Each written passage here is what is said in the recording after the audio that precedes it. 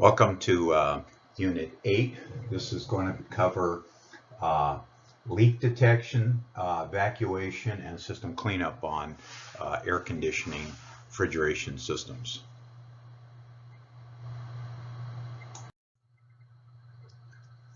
Leaks and leak checking. This is a very sore subject with me as an experienced air conditioning contractor for the last 40 plus years. And let's just be honest, all systems leak. I don't care what kind of a system you have as far as air conditioning, refrigeration. There are going to be flaws in workmanship at every joint, every fitting, every seam, or every weld. They may be too small to detect, but given time, vibration, temperature, environmental stress, these flaws become larger detectable leaks. I have worked on systems where I would say the basic charge, as an example, R22, refrigerant in an air conditioning system. I've actually worked on units that I installed over 20 years ago, and I can honestly tell you that the system still retained about 95% of its original charge. One of the misconceptions that is out there is units need to be recharged every year. Yes, units need to be checked for refrigerant charge as far as the temperature splits, the temperature pressure relationships, superheat, subcooling, all that. That should be done on a yearly basis, especially on older systems. But that being said, you do not have to add refrigerant to a system normally every year. Okay, so let's just make that very, very clear.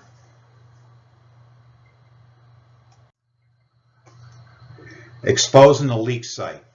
Vapor can flow under layers of paint, flux, rust, slag, and pipe insulation.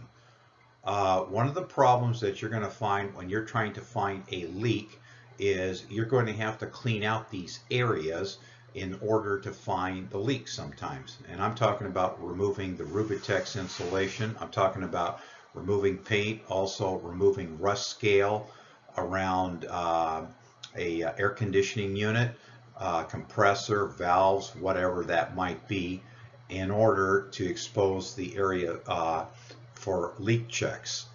It is very important to clean the leak site by removing the loose paint, slag, flux, or rust, or other foreign material that may surround that potential leak spot. One of the things that's always a giveaway, and I can just tell you this from years of experience, when I look at an air conditioning condensing unit, an evaporator coil, or refrigerant piping, I always look for oil stains. Oil stains are a sure sign that you have a leak. Now, one of the things that happens every year, especially when the weather gets hot, is this. We have a situation where the refrigerant pressure temperatures go up, and a small leak leaks out enough refrigerant over time that it is going to require either adding refrigerant or finding and fixing the leak. Let me just go on record and say that it is always better to take and look for, find and fix the leak. Can we avoid any leaks in any air conditioning refrigeration system? Probably not, but if once again, when the system is first installed, when the hopefully the quality control was at the factory when the equipment was built, that is called into question sometimes on new equipment these days, especially with 410A refrigerant, because that operates at 1 1/2 times higher pressures than the R22 it replaced. So the third part of this says also remove the pipe insulation, oil, and grease to avoid contaminating the detection tips. But if you see an oil stain, please keep that in mind for a possible leak site.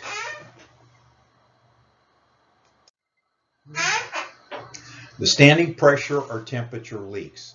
Something I always do, and I still do this today, is when I install a new replacement system, I always pressurize the refrigerant side with dry nitrogen.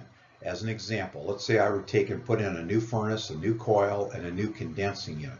After I've hooked all the equipment up and checked all my welds as far as for proper, solder flow around the joints, and I make sure that, and I have the Schrader cores installed, I will do a standing pressure test where I will pressurize that system.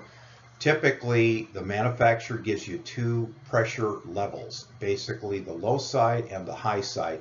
I usually aim for in between. As an example, low side might be 250 psi, the high side might be 500. So as a rule of thumb, I will do a standing test of probably about 300 psi-G. 250 is fine as well. But what I try to do is pressurize the system in the middle or towards the end of the workday, and then I leave my gauges attached and I shut off the valves and mark the analog gauges. I don't use digital for this process. I will take and leave the gauges on, isolate them, and then what I will do is the next day I'll come back and verify where the refrigerant was, where the nitrogen was charged to, and then do a comparison. If the needles didn't move after the valves have been opened up, you are probably 98% certain that there are no leaks anywhere in the system, and you can move on with the evacuation and charging of the system. So there are people that will take and just put nitrogen in the system for pressure testing for a period of 20 minutes or more. I don't think that's good enough, especially on R410A systems. You need to do an overnight, if at all possible, in order to find a leak. Interestingly enough, I just finished a job in San Dimas, California here a couple days ago, and I pressure tested the system, I believe it was last Thursday, and here's what happened. I took and pressurized that system last Thursday, a week ago tomorrow, and then came back on Friday, and to my shall we just say surprise, the gauges were flat, and I knew that all the joints that I had made were fine, and so I had to take and strip off the Rubitex insulation, and I literally took and combed every single joint. I took and put nitrogen back in, and I found the leak. It was on the suction line made by a previous contractor who did a very poor job of brazing. And here's what he did, and this is what is really crazy. He took a 7/8 90-degree bend copper elbow and brazed it onto a 3/4. Well, you know that 3/4 is going to be smaller in diameter than a 7/8. You got to fill the gap in with all that excess solder. That is a very poor piping practice. I was able to fix the leak, and I spent a lot of time cleaning that joint up, and I was able to get the pressure test to be successful because the system was being converted from R22 to 410A. But once again, it's extremely important that you find and fix the leaks. So the standing leaks detect while the unit is off. Look for a deflection on your gauge manifold set, and the most common of all leaks occur. Pressure dependent leaks detected at the system pressure increases. Temperature dependent leaks associated with the heat of expansion. These ones with the heat of expansion are very hard to find. I will just tell you that. The reason why I say that metal such as aluminum and copper expand and contract at different temperatures. And can they be found? Yes, they can.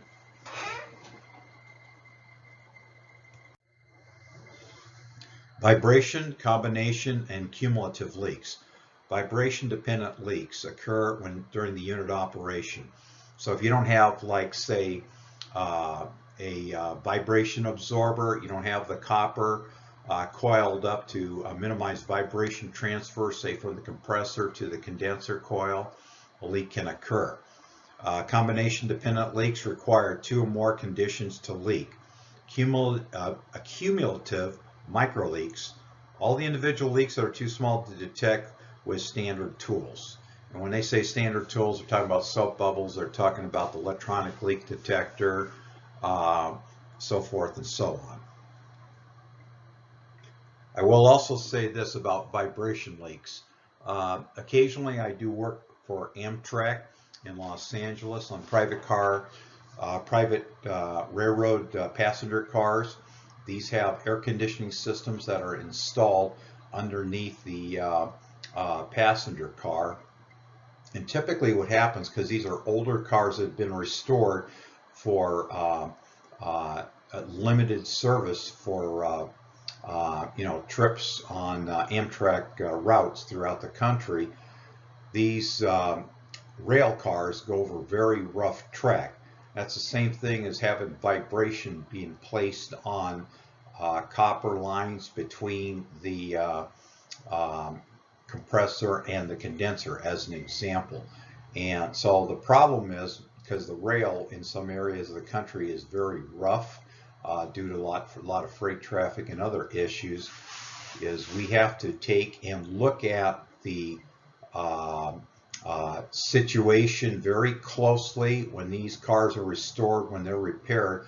We try to install vibration eliminators and vibration hydrosorb type clamps so that the piping doesn't rub metal against metal, because obviously in a rail car operation, anytime you have metal rubbing against metal, you're going to wear the softer metal, in this case copper, to the point where leaks will occur. I see this happen a lot, especially on passenger cars.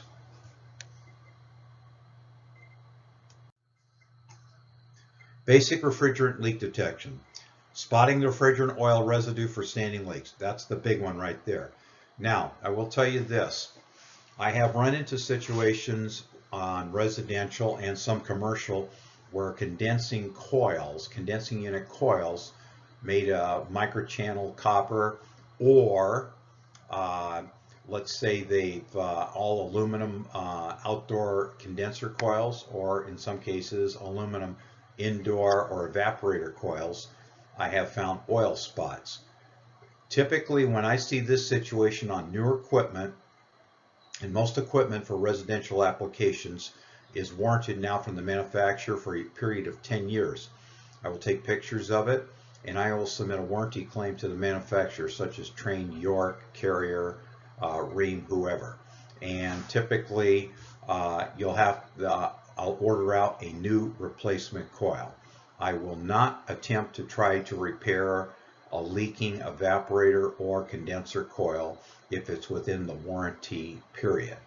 So please make a note of this. If you see the oil stains on newer equipment, on the condenser coil, on the evaporator coil, indoor coil, outdoor coil, whatever it might be, find out what the warranty status is by checking with the model number, install date, as well as the serial number with the manufacturer's distributor representative.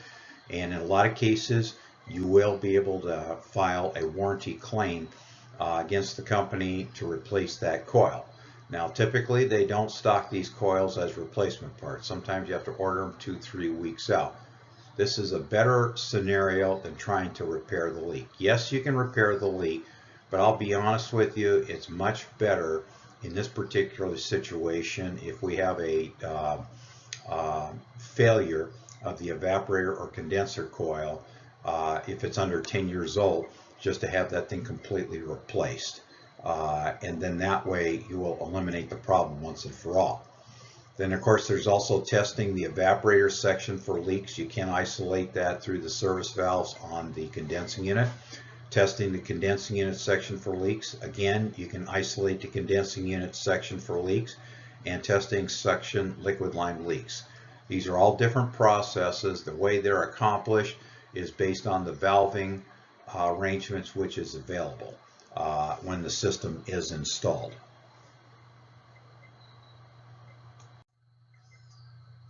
Advanced leak detection. Testing for pressure-dependent leaks, testing for temperature-dependent leaks, testing for vibration-dependent leaks, testing for combination-dependent leaks.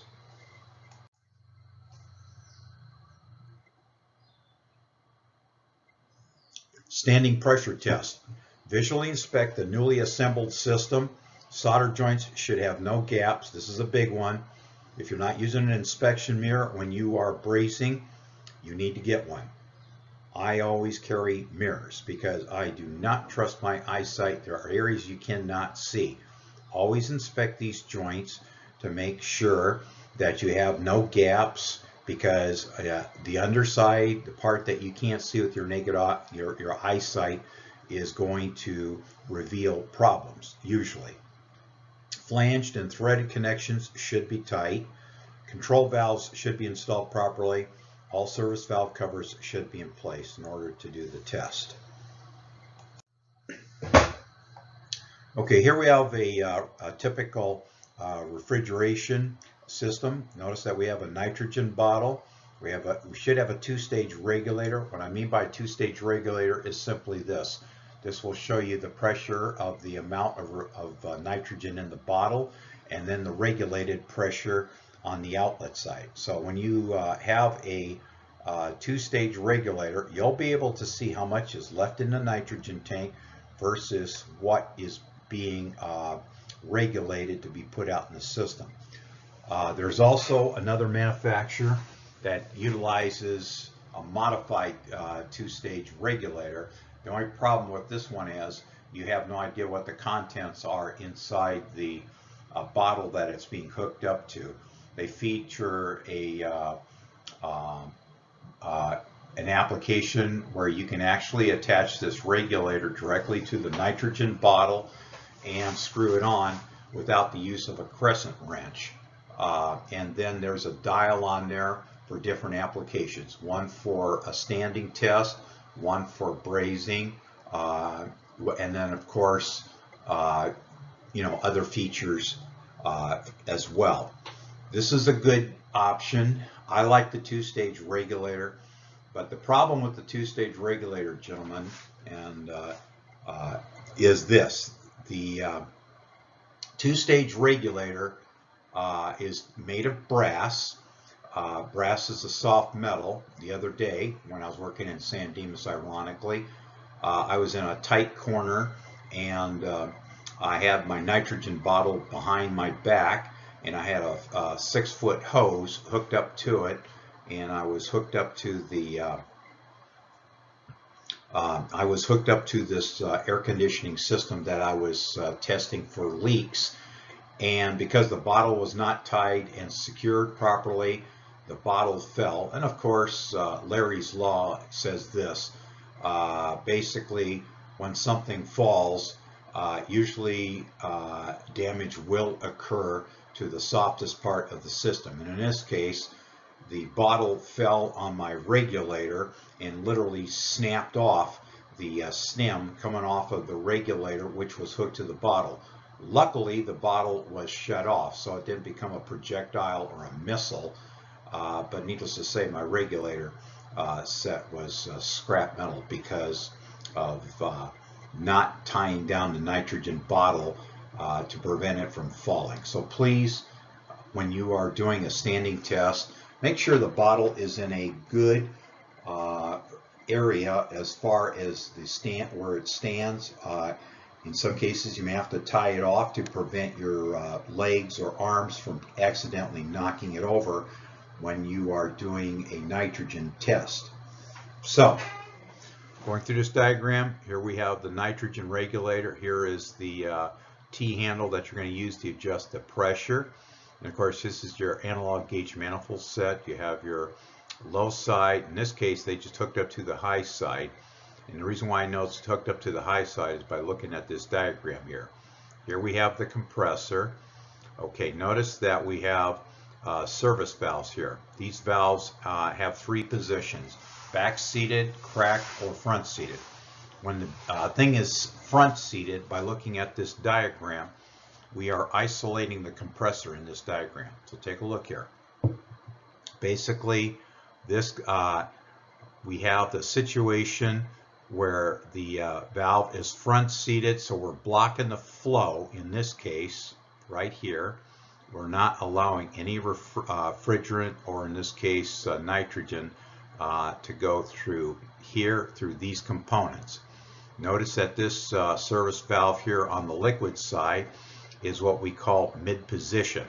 The reason why I call it mid-position, it allows refrigerant, or in this case nitrogen, to flow through here, go through the TXV, through the evaporator coil, out of the evaporator coil, and then back over here.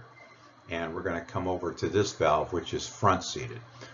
So when this thing is front-seated, where does the if these valves are front-seated at the compressor, where does the nitrogen basically end up? It ends up in the parts where the valves don't block the flow.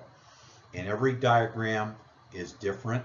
Notice that they have this system pressurized to 250 psig, dry nitrogen. You can also use carbon dioxide. Nitrogen is preferred because it's considered a dry inert gas. So please be aware that you have service valves make your access and servicing requirements a lot easier.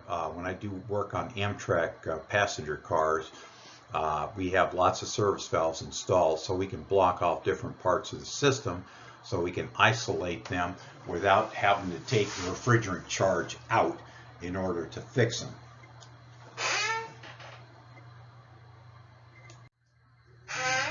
Performing a standing test.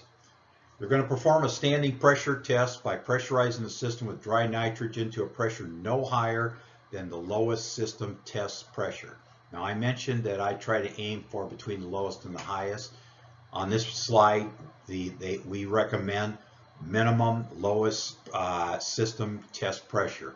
You will find this information on your model serial plate on the equipment that you are installing or servicing. The manufacturer has established guidelines what the minimum and the maximum test pressure is. For our purposes of discussion, we'll use the low pressure point for testing for leaks. Okay? Allow the systems to sit at rest for 10 minutes. Their theory is this: once you pressurize this, if your needles start to move within 10 minutes, you got a leak. Okay? Mark the needle location on the gauge manifold. That's what I do all the time. Monitor the gauge needle position. I am going to stress that this is where analog gauges are still very useful for this purpose alone. If you have a digital manifold, that's fine. I like the analog because they can take a beating and they're great for just this type of application for doing the test. Okay? Leak detection methods. Audible leaks are large and relatively easy to locate. If you have a large leak and you have a system pressurized with nitrogen, if your hearing is good, you will be able to hear the leak. Now, if it's covered up with Rubitex, with rust, or with paint, that's going to be an issue, and those things need to be addressed prior to using the audible test. A halide leak detector, I mentioned earlier, is basically outlawed now. If you have one, you might as well park it on a shelf and call it a museum piece, because frankly, that's all it is. Because what the problem is you have a propane bottle which is hooked up to this device with a search hose, and you are looking for the color of the flame to tell you if there's a leak present. The old timers from 50 years ago loved these things.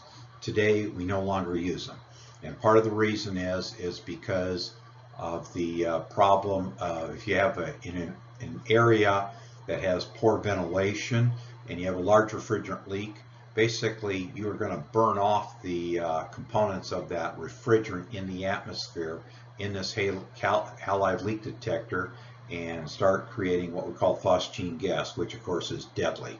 So for that reason alone, halide leak detectors, don't even bother with them. Ultrasonic leak detectors, love them, absolutely love them. There are several manufacturers of them. The one I have, an Accutrack ultrasonic leak detector, and it works off sound waves. What it is, you wear a set of earphones, and you have this little square box with a sniffer tube. And what is really sweet about this thing, you do not have to put a refrigerant trace gas in. You put in nitrogen, and that's it.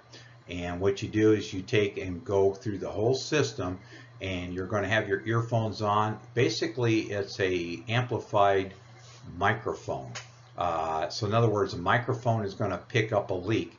And what's going to happen? You're going to hear a clear distinction between background and a leak. These things are positive. They work. They work extremely well. I love it.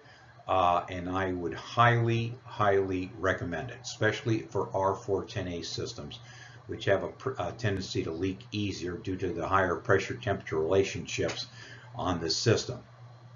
So, if I were going to advise on which leak detector to purchase, Ultrasonic is a hands up for me. The next one is the Ultraviolet leak detector. That one works very well. And that basically works off the principle of you inject a chemical with the refrigerant circulated through the system, and using the ultraviolet technology, in some cases you might have to take and shade off certain areas. You're going to look for a color change, such as like a yellow or a green, to show up on this flashlight showing you where the leak may occur. The U.S. Navy uses this process a lot in their submarines and ships with limited ventilation, because the nice thing about this particular application is you don't have to, it's easy to find the leaks in the very hard to find spots, and there's a lot of dark areas on a ship as an example. Electronic leak detectors, I like them to a point. I personally own several electronic leak detectors. One of them is a General Electric H10, and that thing basically is a plug-in version, 115 volts, and then I have a corded sensing pickup tool, and I will take this and basically search the areas that I suspect are leaking, and what will happen is you'll actually get an alarm, and it'll actually show like a white cotton ball drifting in a direction indicating there's a possible leak at this point. Those particular H10 leak detectors are great for the large commercial systems. They do make a battery version. The other one that I own is one that's made by Fieldpiece. I love that thing. That thing basically has a very long-lasting lithium battery, and I would say only charge it about 3 or 4 times a year. That's how good it is, and I can use this for finding leaks. The downside of the electronic leak detector is you get false indications, and sometimes it's not very sensitive, whereas the ultrasonic beats electronic, in my opinion, hands down. This is an example of an ultrasonic leak detector. Notice here's the headphones here, and this one here is made by Amprobe, I believe, and this one here has a short, it's an instrument without a pickup tube. The one that I have, Accutrack, has a gooseneck that basically is hooked up to this, and it works just like the electronic leak detector, and it does an absolutely fabulous job of telling you where leaks are at. So this is definitely one of my favorite ways to find leaks on a refrigeration air conditioning system. Then over here we have used the ultraviolet leak detector. Notice that we have a tube that we are going to stick in here, and then what we're going to do is we're going to push the contents of this container. Notice that this is in series, and basically we're going to pressurize and push this chemical through the refrigeration hose into the refrigeration air conditioning system that we're trying to find a leak in. So the service tech is going to inject this oil-specific dye in the refrigeration air conditioning system through the gauge manifold set. Then the service tech is going to use a black light to locate the refrigerant leak. So basically, if we have a leak, it's going to end up showing up like this. Do they work? Yes. Are they a little bit more difficult finding leaks? Maybe. If it's a large commercial system, I would say these things work extremely well. The only thing I will urge as far as caution.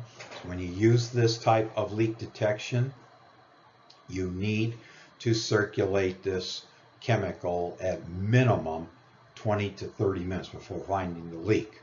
Whereas with the nitrogen standing pressure test, you can find the leaks very, very quickly. But if you have a large built-up system, or if it's on, like say, as I mentioned in the Navy, where you have piping all over the place, or in a commercial building, this works very well. But the chemical has to mix with the oil and circulate throughout the system.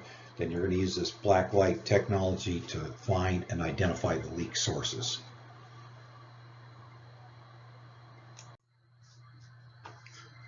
Leak detection tips. The system must be evacuated to a required vacuum level. On R410A systems, and I haven't mentioned this, but I'm going to mention this now. Anytime you open up an R410A system, and I'm talking about like replacing a component, such as a compressor, it is mandatory you put in a new liquid line filter dryer. If you have a bad evaporator coil, it is mandatory you put in a new liquid line filter dryer.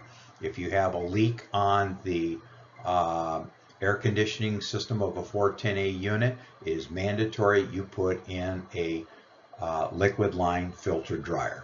So why am I saying this? Very simple. Moisture is a huge problem in R410A systems. The only way you're going to get moisture out of any R410A system is to change the dryer. Well, what about the vacuum pump? If you take and pull that vacuum down below 500 microns, won't that boil off? The moisture will go away? On R410A systems, unfortunately, not always. The place where the moisture is going to get trapped is in the liquid line filter dryer. Anytime you put in an R410A air conditioning system, you need to change the filter dryer. You can kind of sort of get away without putting in a filter dryer on an R22 system. Best practices indicates that the filter dryer is your first line of defense. Keep the moisture out and the system will practically run forever. Next thing I want to talk about, visual inspection for oil and dirt spots. Once again, if you see oil, that means you probably got a leak. Leaks can be caused by vibration or temperature changes, absolutely. Leak check gauge ports prior to installing a gauge, the gauge manifold set. Start at the highest point, work your way down, do not rush. If you are a person that is in a hurry, leak detection is going to be a major problem. Leak detection, once again, is going to be a major problem. So I need to stress, under no circumstances, that you must, please hear me on this one, you must take your time looking for and finding these leaks and fixing them. If you do not do this, you're going to have problems.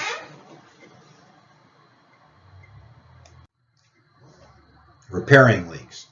Oh, that's a fun one. Usually not as economical as adding refrigerant. Okay, I haven't talked about this, but I'm going to talk about it now. There's a lot of products out there where you can inject a chemical and stop small leaks or micro leaks. It sometimes works, it sometimes doesn't. Do I do it? Occasionally I will, because it may not be economical to repair the leak at that point in time. It might be in the middle of a heat wave and the customer wants their cooling back. But if you got a major leak, you got to fix it. That's all I'm going to say. If you got a major leak, you got to fix it. Do not add refrigerant and walk away. If you have a leak, find it, fix it. This takes time. It is time consuming. But the reality is, with the cost of refrigerant, environmental damage, and all the other things that are associated with all these leaks, it makes a lot of sense to fix the leak. Best field practice is to repair the system leaks whenever possible. Totally agree. By the way, this is covered under Section 608 of the Clean Air Act of 1990. EPA establishes requirements regarding when leaks must be repaired. Typically, these are going to be on large commercial systems in excess of 50 pounds of refrigerant charge. You have a large chiller, and and if that thing has lost 50% of its charge, you will shut the machine down and you will find and fix the leaks. End of discussion. Yeah, is there going to be discomfort in the building or loss of air conditioning? Sure, but you got to find it and fix it. This is a federal mandate, and this is covered under Section 608 of the Clean Air Act of 1990. It may depend on what type of system it is, the refrigerant used, and or total system charge. I will tell you this from residential, light commercial, typically you're going to be working with anywhere from 7 to 15 pounds refrigerant charge under most normal circumstances. Now, R22 refrigerant has shot up in price. I just purchased a bottle last month, the cheapest price I could find for a 30-pound bottle of R22, because R22 is no longer manufactured. The only thing you can buy now is just stock that hasn't been sold off. That bottle set me back almost $1,000, guys. R22 is very expensive refrigerant. R410A is about $300 a bottle. And remember, R410A, you only get about 25 pounds of refrigerant, whereas on R22, which is in a green bottle, you're going to have closer to 30 pounds of refrigerant. So you're going to have less refrigerant with R410A, which you will liquid charge at all times, whereas with R22, you can either go vapor or you can go liquid. But what does this have to do with leak detection? A lot. You don't need to, if you have a system that is, let's say it as an example. I had a situation in Temecula a couple weeks ago. A customer called me up and his heat pump had all kinds of issues. It wasn't cooling the house. Well, I wrongfully assumed there were electrical issues when I got down there. And I was right, the capacitor was shorted out, the contactor was bad. I replaced that stuff, but as part of my service diagnosis, I hooked up my gauges. And at that point, my gauges were almost zero. Well, if you have your gauges hooked up to almost zero, that means only one thing, folks. That means you got a leak. However, on the high side, it did indicate some pressure. I stupidly, on my part, decided to just add R22 and get the system going. I added 3 pounds of R22. Unfortunately, this turned out to be a very unwise decision because the following week we were back to square one again. The unit ran for a few days, and of course the weather's been hot down there. And so when I went to test out the system, I got a call back on this system. And at that point, I said, okay, we're not going to add another drop of R22. That's when I took the nitrogen, pressurized it. I hooked up my leak detector. In this case, that was the one utilizing the earphones, the ultrasonic leak detection method, and it worked fine to take and find. And I found the leak on the reversing valve on a capillary equalizing connection on the common port. I was very fortunate that I was able to clean that joint up, repair it, and by doing that, I was able to fix this thing once and for all. I did a standing pressure test, and I evacuated the system down to about 400 microns. In R22, the evacuation requirements are not as much so I was able to find and fix and repair. Lesson learned: if your gauges show zero and you hook up, stop right there. If it's an R22 system, stop right there. Find and fix the leak. Find and fix the leak. Don't get lazy and put a leak detector, put a leak sealant in the system thinking that'll solve the problem. If that gauges are zero, you have a leak. Plain and simple. Find and fix it. Yeah, it might mean you might have to crawl in the attic. Yeah, it means you might have to crawl underneath the house. Well, nobody said this job was fun, but your customer will appreciate it, and you'll get lots of work if you do the right thing.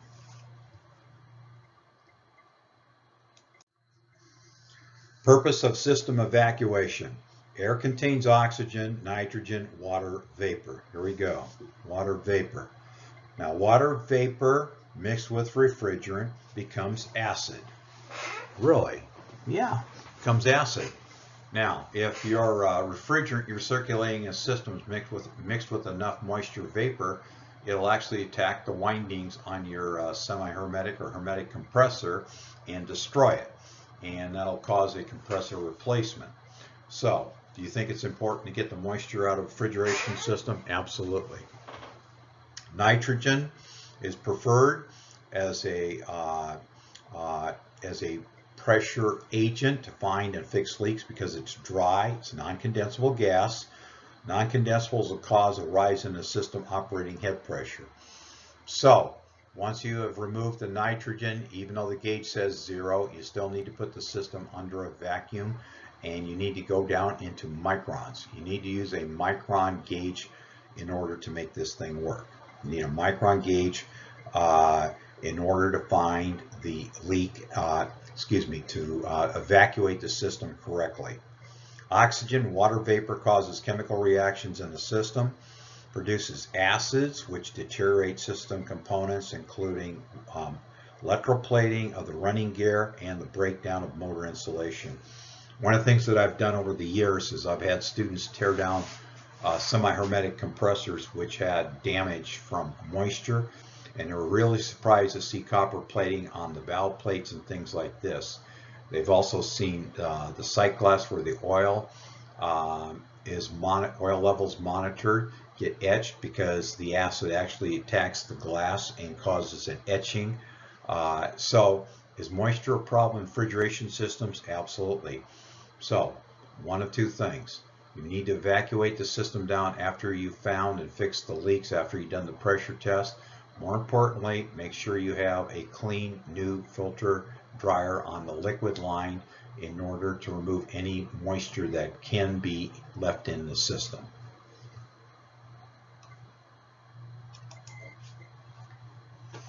Purpose of the system,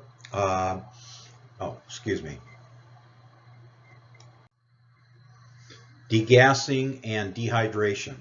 Chemical combinations create a hydrofluoric or hydrochloric acid. By the way, those acids will eat windings. They will cause electroplating. Evacuation will equal degassing and dehydration.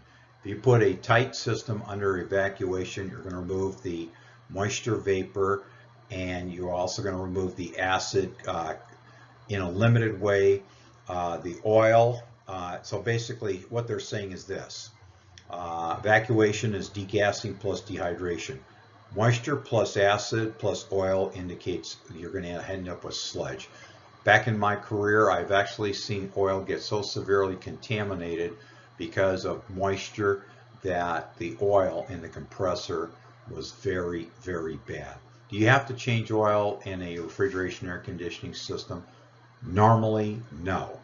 If the system is kept clean, that oil charge that was put in 20 years ago is still good today, provided that the system is leak-free and tight, provided that filter dryers were used in service operations over the years to remove any moisture that could have entered the system during a field repair of any type.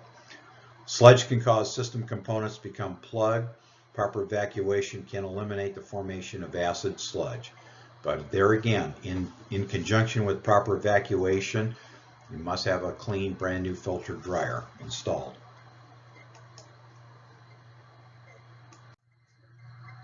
Evacuation theory. Pulling a vacuum means lowering the pressure in a system below atmospheric pressure, 14.696 psia, which is absolute. Remember, 14.7 or 15 added to the pressure, or 29.93 inches of Hg. Degassing a system removes non-condensable gases. System should be evacuated from the high to low pressure sides of the system. If you want absolute proof the system has been properly evacuated, you need a micron gauge, plain and simple. Pressures below 1 millimeter Hg are measured in microns. There's the term that is extremely important in our business. If you do not own an electronic micron gauge, buy one. 1,000 microns equals 1 millimeter. 1 inch equals 25,400 microns. Micron gauge displays can be electronic, analog, digital, or LED. They should be located on an HVACR system as far as possible from the vacuum pump. Valve off the vacuum pump when it reaches the vacuum desired and mark the reading. So what I use as a industry standard, most service people I work with do the same thing. We try to shoot for below 500 microns to ascertain or basically assume that the system is moisture free.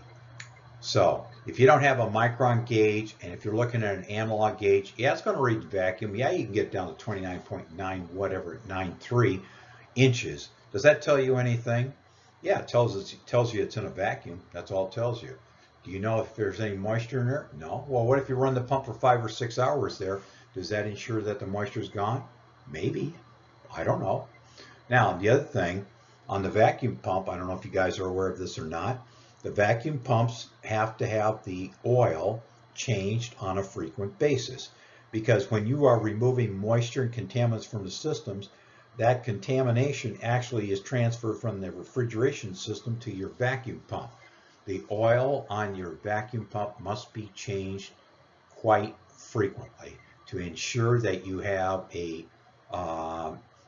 decent oil, vacuum oil, in order to pull down. If your vacuum pump oil is contaminated, the vacuum pump's ability to take and draw down to a low micron range is greatly impacted. If you don't believe me, just try an old vacuum pump that's been sitting on a shelf for several years, plug it in, hook up a micron gauge, and then hook it up to a vacuum pump where the oil's changed. You will see a huge difference.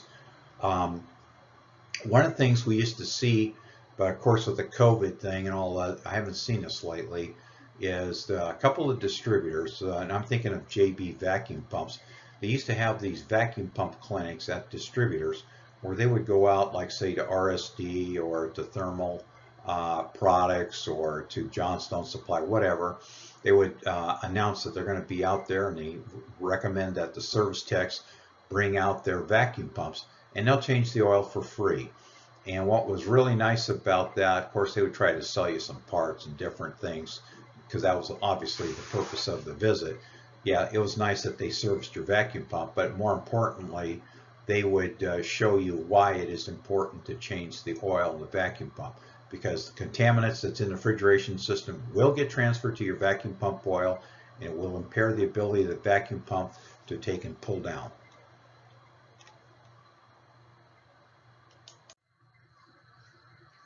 Electronic micron vacuum gauge.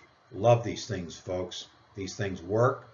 The one I have personally is this one right over here. This one, I had one like this as a Subco. I have the one I have now is made by JB. This one I used to have, I had some issues with it. It's made by Subco, and it works off the indication. These LED lights will go off as the micron level is achieved. And typically what's nice about this particular system right here is it's going to show up. It'll show up in the green zone if you're with 500 or less. This works, but I will tell you this, contaminants from an air conditioning refrigeration system will cause these things to prematurely fail. Are they repairable? The answer is no. Once they get contaminated, I have heard people tell me that they've put alcohol in the service port and closed each end, and you can't see it here in the package, but there's SAE quarter-inch flare fitting here and SAE quarter-inch flare fitting, very similar to what you see over here. I'll put a few drops of alcohol in here to take and remove the contamination. Sometimes you can clean them up. And this one over here, okay, this is the one I believe that I own right here. It's a DV32. This is the one that JB has. I personally own one of these. Works extremely well, and I've had no issues with it at all.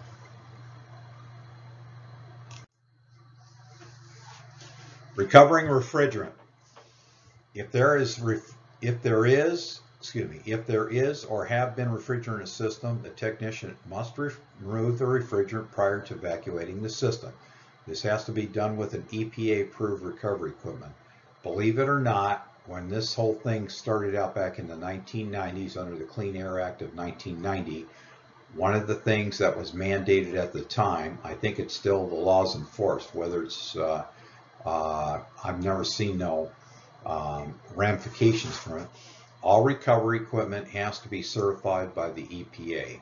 Okay, basically it has to have an EPA certification number, something like that. They go to a field laboratory. Equipment manufacturer is going to make a recovery equipment, and then it will get tested in the laboratory, and the results are sent to the EPA stratospheric ozone section, and basically they will go over the tests and see if it meets the standards for recovering refrigerant from a system. Vacuum pump. A two-stage rotary vacuum pump produces the lowest vacuum. This is very critical, guys. When you are buying a vacuum pump, I know the temptation is to go out there to Harbor Freight or someplace and get the cheapest vacuum pump, or to go online or go to the swap meet or on OfferUp or something. Occasionally you'll see these things pop up.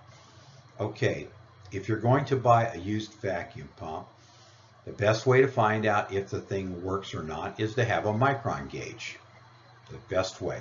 Get a Micron gauge and tie the Micron gauge to the output port of that two-stage or single-stage vacuum pump.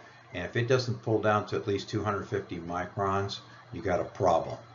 The oil has to be changed on a vacuum pump. I will tell you this, I've saved a tremendous amount of money over new equipment by buying older vacuum pumps from retiring service techs, whatever.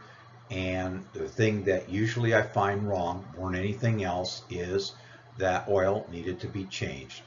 I have several vacuum pumps in my possession. One of them is a 7.5 CFM, cubic feet per minute. Another one's a 5.0 cubic feet per minute. I like the 7.5 because it has bigger capacity and draws the system down very, very quickly. Plus, it's easy to change the oil.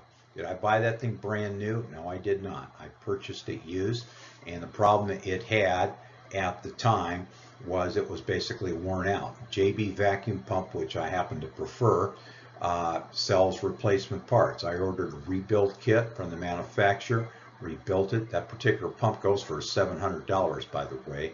I purchased it for, I think, 50 bucks, plus I had to spend about close to $150, $180, I don't recall, to rebuild the pump.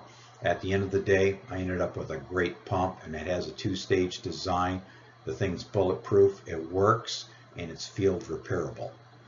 The usual vacuum required by manufacturers is approximately 500 microns. We covered that earlier. Very low vacuums cause moisture inside a sealed system to boil into a vapor, which is then removed by the pump and released in the atmosphere. But remember this, guys, some of that moisture that you took out of the refrigeration system is going to end up in the vacuum pump oil. You need to take the oil out of the vacuum pump and replace it on a frequent basis, just like you change your oil in your car. You need to do this.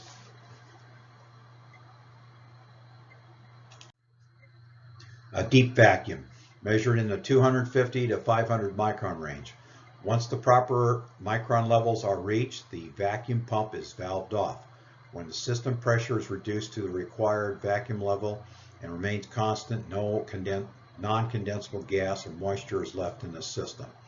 End of discussion. If you got a good vacuum pump, the oil is fresh, you should be able to pull that system down.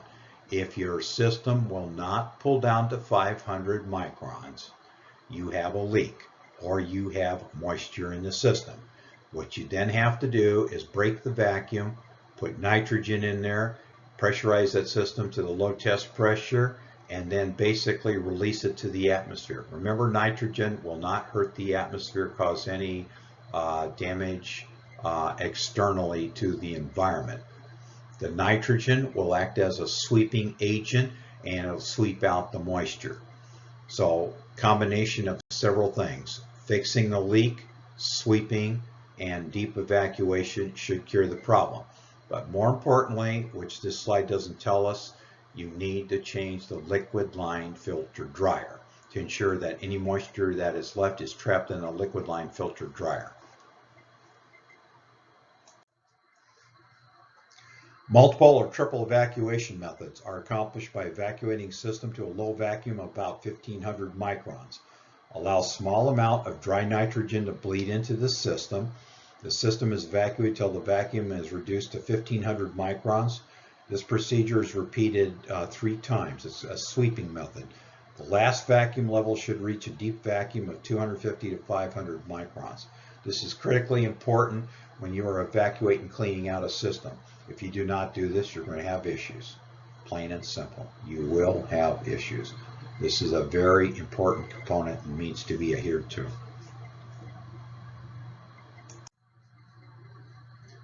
Leak detection. Checking for a leak by watching to see if the pressure rises on a vacuum gauge is not recommended.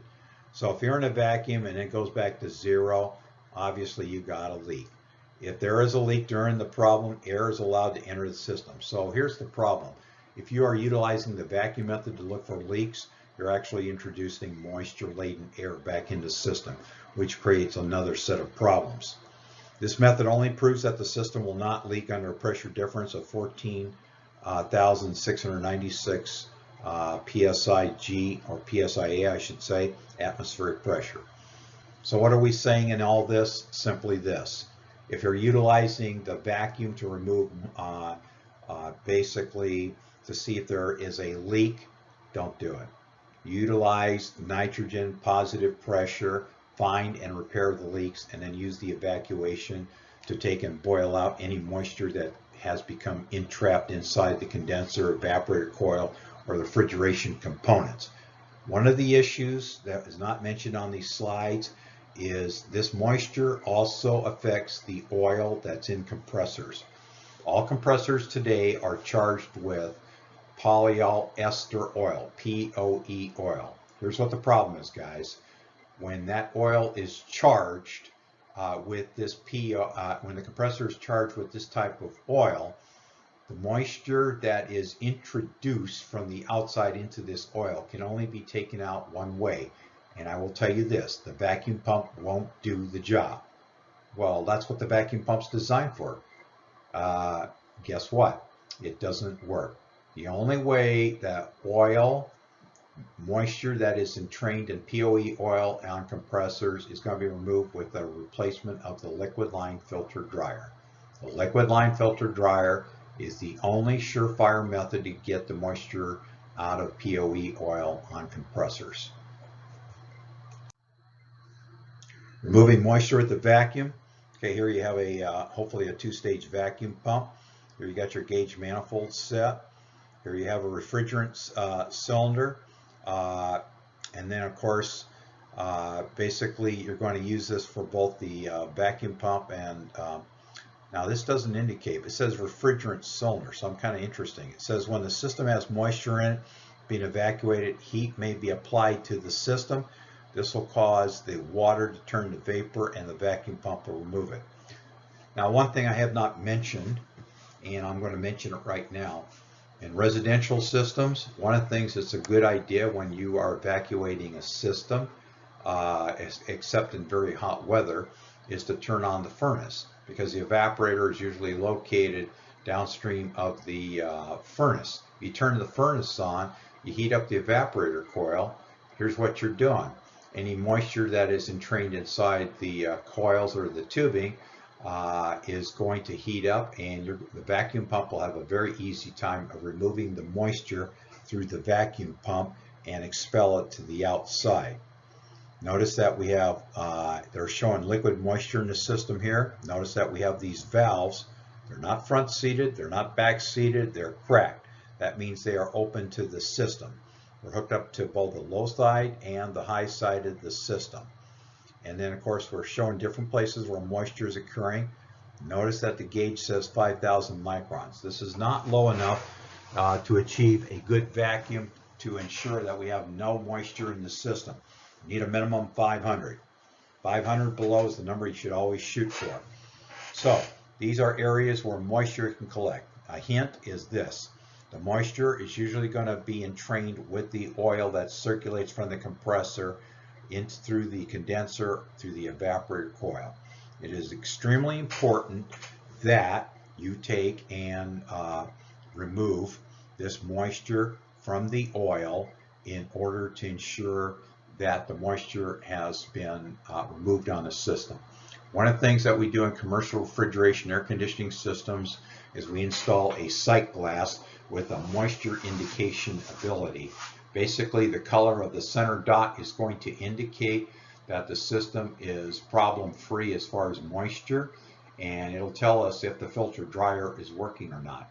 If the color changes, the filter dryer goes from green to yellow, that means the filter dryer is plugged up and it needs to be removed and replaced. And or evacuation, fix a leak, that kind of thing needs to take place. General evacuation procedures, cold trap. This is something that's done where you have water chillers. Do not start the hermetic compressor while it is in a deep vacuum. Apply heat to the compressor to assist in removing water trapped under the oil. Gauge manifolds with large service ports and hoses help speed evacuation. Schrader valve stems, depressors can be removed by using a valve core extractor. This cold trap basically is the only way I can describe it. I don't know if we have a picture of it or not. Basically, it's a pot stacked into another pot. Refrigerant is going to circulate through the outer pot, whereas the inner pot is going to have such dry ice as an example. The whole idea here is we try to bring the moisture, boil it out to the surface of the cold trap and trap that moisture right at the cold trap external refrigeration air conditioning system. This is quite useful in getting rid of moisture on water chillers, because on water chillers we're utilizing a secondary refrigerant. In this case it's chill water circulated through a building, whatever, and that chill water acts as a secondary refrigerant to remove heat, and of course that chill water is going to come back very warm to the chiller where the heat is removed and the process continues. Well, the problem with the water chiller is they have tubes. Over time, tubes have a tendency to leak. And when the tubes leak water into the refrigerant, that is a very, very bad thing. And that's one of the reasons why we have to do hydrostatic testing on these chillers to ensure that there's no tubes that are in danger of failing and causing water damage to the surrounding refrigerant in the system. And a cold trap assists in removing moisture during the rebuilding process. Systems that have Schrader valves take longer to evacuate than systems with service valves. That is a true statement. Now, I will say this, service access valves are great, but they're more expensive. And typically all the systems that you're going to be working on, about 90% of them contain Schrader valves. If you do not have a core valve extractor, purchase one, because you will use it all the time. You should keep a supply of Schrader valves on your truck, because Schrader valves over time have gaskets that will leak. I check Schrader valves every time I access a system. And I will tell you this, probably every 1 or 2 times or more, I will end up changing those valves. They're very cheap, they're very inexpensive, they're very similar in design to the Schrader cores that are in your tires on your automobiles or trucks. These are an item that you have to check, and the only way that you can speed up the recovery or the evacuation is to remove those Schraders. But that being said, then you have to install them once the desired results have been achieved, because obviously you'll need to access the system on a periodic basis. Schrader valve caps should be put back in on the valve after service. Field service valves are used to replace the Schrader valve stems while the system, of course, is under pressure. Now, let me point out, on the service valve, Schrader valve caps. Manufacturer usually ships these units with plastic caps with a gasket inside. Those gaskets inside those Schrader valve caps do deteriorate. They do break. They do disappear. When you take those caps off, if the gasket's gone, just put in a brass Schrader valve cap with a brand new gasket. They're not expensive. I, as a rule of thumb, will put in new Schrader valve caps with brand new gaskets anytime the equipment is serviced if it's been around for a while. I inspect the gaskets on the existing equipment. If I find that they are prone to leaking or whatever, or they have issues, I take the plastic ones out, put in the brass knurled design Schrader valve caps, and away we go. Works very well. Gauge manifold hoses and system valves. Hoses have pinhole leaks and slow down the evacuation process. Using copper tubing for the gauge lines will help eliminate evacuation problems. This is something I've never done in all the years that I've done refrigeration work. Check system valves to verify they're open before evacuation. Closed valves can trap air into the system. That is a true statement. I will tell you this, guys, if you work with refrigeration or conditioning equipment like I do, periodically you have to replace those hoses. Are they cheap? No, they're not. Periodically, the gaskets and the Schrader valve stems on the ends of these service hoses wear out. If you are wearing them out, congratulations, you're doing your job. Those gaskets need to be replaced. Those Schrader valve stems have to be replaced. They are available as service parts. I replace these gaskets all the time because the POE oil that is in the new compressors have a tendency to deteriorate the rubber on these service valve hoses very quickly. So please be aware, those gaskets and stems which protrude on the end of your service valve, your service gauge manifold hoses, they have to be replaced. If your hoses are anywhere from 5 to 10 years old, it's probably time to get rid of them, buy new ones. You cannot afford to have gauges that leak or have pinhole leaks. Simple as that. Keep your hoses in good condition, and when they get worn out, replace them. If you have gaskets that leak, replace them. In other words, take care of your service gauge manifold sets as well as the hoses, as well as the digital version. You'll have no problems. Using dry nitrogen and evacuation without a manifold. Sweeping dry nitrogen through a sealed system helps to keep the atmosphere, the outside atmosphere, out of the system, helps clean the piping in a system. Evacuating a system without a manifold reduces resistance to flow, shortens evacuation time, produces deeper vacuum loops. Yeah, can you do this without a gauge manifold set? Yes, but the thing is, we also need to, if you're going to do that, a Micron gauge is absolutely necessary to make sure you're getting down to the proper vacuum level. And more importantly, I like the gauge manifold set because basically it tells me what the system is doing or not doing. So from an old school standpoint, I like the gauge manifold concept a lot better.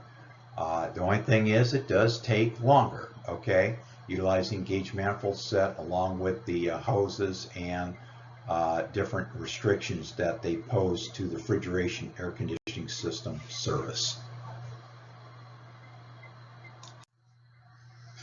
Cleaning a dirty system.